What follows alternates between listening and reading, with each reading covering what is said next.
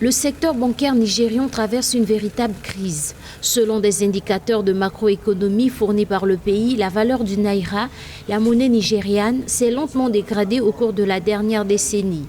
En effet, le naira, qui a déjà perdu 171% de sa valeur sur le dollar, est de nouveau sous pression. Malgré la reprise post-Covid-19, le naira peine à retrouver son pouvoir des années 2010. Au cours du premier trimestre 2021, le Nigeria a concédé un déficit de 4 000 milliards de naira, environ 9,8 milliards de dollars, sur son commerce avec l'extérieur, informe le Bureau des statistiques officielles. Le Nigeria, qui était un pays qui a toujours attiré des capitaux, n'en attire plus tellement. Donc c'est une des raisons, c'est un des facteurs. Un second facteur, c'est que le Nigeria a eu, on va dire, sa balance commerciale qui est déficitaire. À cela, il faut ajouter que le Nigeria a déjà eu une dette extérieure libellée à 33 milliards de dollars.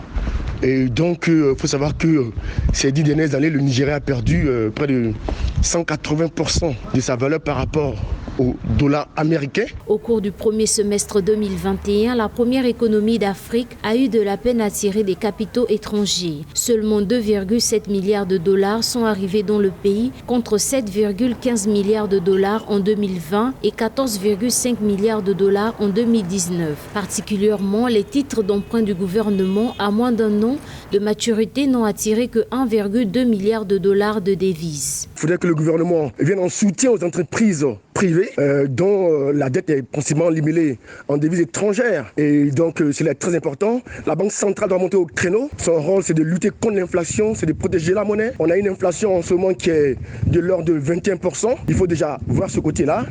Et puis, on a les produits, les denrées alimentaires qui est en train de plomber en ce moment. On a cette raréfication de la capacité des entreprises à entrer en possession des devises étrangères joue effectivement sur les prix des denrées alimentaires.